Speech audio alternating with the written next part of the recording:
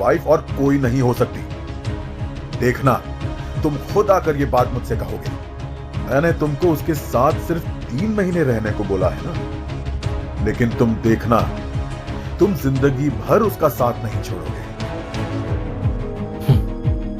इतना भरोसा है आपको उस लड़की पर?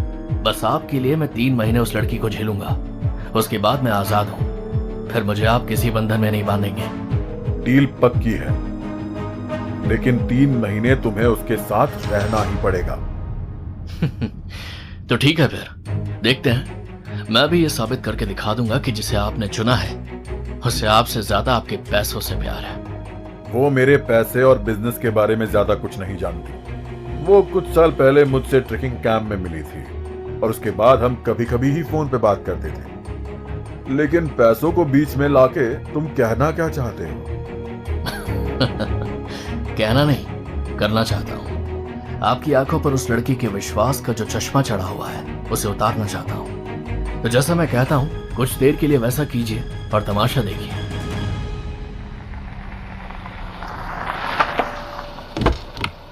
गजेंद्र प्रताप देव के जिद्दी स्वभाव को बचपन से जानते थे, इसलिए उन्होंने आगे कुछ नहीं कहा। देव ने अपने ड्राइवर दीपक को पास बुलाया और उसे कुछ समझाते हुए कार उसे देकर खुद टैक्सी में बैठ गया। यहाँ सौंदर्या अपनी सीट पर बैठी कुछ सोच रही थी कि सुजॉय ने उसे अपने केबिन में बुला लिया। ये क्या बदतमीजी है सौंदर्या?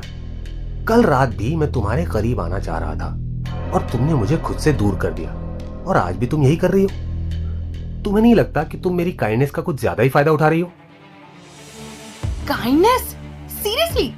तुमने मुझे समझ क्या रखा है? तुम्हारी कीप हूं मैं, जिसे तुम जैसे चाहो नचाओ। अगर तुम मेरी बेस्ट फ्रेंड शनाया के पति और मेरे बिजनेस पार्टनर नहीं होते तो मैं तुम्हें बताती। और हाँ, अभी तुम क्या कह रहे थे शनाया के बारे में कि वो तुम्हारे पैसों पर ऐश करती है? तुम शायद भूल रहे हो, ये बिजनेस उसी के पैसों से शुरू किया था हमने। अगर वो नहीं होती तो आज भी तुम किसी ऑफिस में फाइल्स एक टेबल से दूसरी टेबल तक पहुंचा रहे होते। सौंदर्या, अपनी औकात मत भूलो तुम। एग्जैक्टली, यही तो मैं तुमसे कहना चाहती हूँ कि अपनी औकात मत भूलो तुम। तुम्हारा घर बसाने और तुम्हारे बच्चों को पालने में शनाया ने अपना करियर और अपनी खूबसूरती दोनों की बलि चढ़ा दी, और तुम उसे बदसूरत कह रहे हो? You are such a loser. Shame on you. पिछले 5 सालों से सुजॉय के हरासमेंट का शिकार होने के बावजूद सौंदर्या कुछ बोल नहीं पा रही थी, लेकिन आज उसे ऐसा लग रहा था कि वो अपनी पूरी भड़ास निकाल दे। वो कुछ और कहती तभी उसका मोबाइल बज उठा। मोबाइल पर देव का नाम फ्लैश होते देख वो हैरान हो गई। उसने फोन उठा लिया। हाय सौंदर्या, ऐसे ऑफिस आवर्स में मैं तुम्हें कॉल कर रहा हूँ। I hope you don't mind. Hello Dev, it's okay. Something urgent? कुछ खास नहीं। क्या तुम अभी मिल सकती हो? अभी? हाँ अभी। आई एम सॉरी बट मैं बिना बताए तुम्हारे ऑफिस आ गया। अभी मैं तुम्हारे ऑफिस के बाहर ही खड़ा हूँ। ठीक है, मैं आ रही हूँ।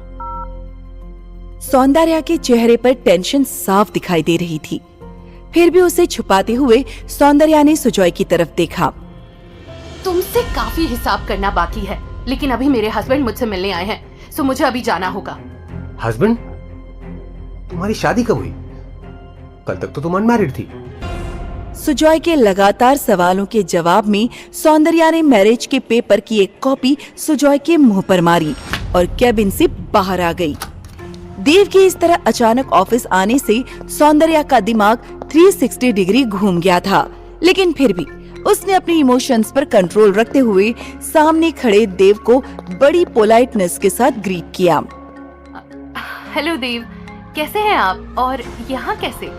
हाय, आई एम फाइन कहना चाहता हूँ but actually I am not fine. क्यों, क्या हुआ?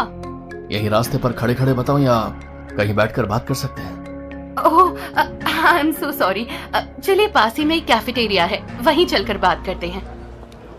कैफेटेरिया की तरफ कदम बढ़ाते हुए लगातार सौंदर्या की नजरें छुप छुप कर देव को देखे जा रही थीं, जिससे उसे कुछ हिंट मिल सके। लेकिन देव के चेहरे पर कुछ ऐसा नहीं था जिसे सौंदर्या पढ़ सके। कैफे पहुंचकर सौंदर्या ने 2 कॉफी ऑर्डर कर दी और आकर देव के सामने बैठ गई। देखो, मुझे गोल गोल बातें करने की आदत नहीं है। इसलिए मैं सीधे मुद्दे पर आता हूँ। बात दरअसल ये है कि मेरा बिजनेस लॉस में चला गया है और नुकसान होने की वजह से ऑफिस के एम्प्लॉयज को मैं सैलरी नहीं दे पा रहा हूँ और इसी वजह से मुझे मेरा फ्लैट भी खाली करने का ऑर्डर आ गया है। तो अब ना मेरे पास बिजनेस है ना ही घर, और जो एम्प्लॉयज की उधारी है वो अलग। देव की बातें सुनकर सौंदर्या को समझ ही नहीं आया कि ऐसी सिचुएशन में वो क्या करे। सौंदर्या के चेहरे पर टेंशन देखकर देव मन ही मन खुश हो रहा था कि उसका ये खुद को सौंदर्या के सामने बैंकरप्ट दिखाने का प्लान अब कामयाब हो रहा था। लेकिन फिर भी सौंदर्या को दिखाने के लिए उसने ऐसा फेस बना लिया था कि वो काफी डिसअपॉइंटेड है। इतने अचानक ये सब कैसे हुआ? कॉर्पोरेट वर्ल्ड में तो ये सारी बातें आम है, तुम तो जानती ही होगी। तो अब क्या सोचा है तुमने आगे? फिलहाल मैंने फ्लैट खाली कर दिया है, लेकिन मेरी वजह से कंपनी के एम्प्लॉयज के हुए नुकसान की भरपाई के लिए मुझे 10 लाख रुपयों की जरूरत है, जो मुझे 3 दिन में लौटाने हैं, वरना वो मुझ पर केस कर देंगे। 5 लाख है मेरे पास, लेकिन मुझे 5 लाख और चाहिए। क्या तुम मुझे 5 लाख की हेल्प कर सकती हो? देखो कोई जबरदस्ती नहीं है, लेकिन अगर हो सके तो। ये कहने के साथ ही देव ने सौंदर्या के चेहरे पर अपनी नजरें टिका दी और उसका चेहरा पढ़ने लगा। उसे यकीन था कि कुछ घंटों की मुलाकात में कोई भी लड़की उसे 5 लाख रुपए नहीं दे सकती, और सौंदर्या जैसी छोटे से बिजनेस को चलाने वाली लड़की के लिए ये बहुत मुश्किल बात थी। देव मन ही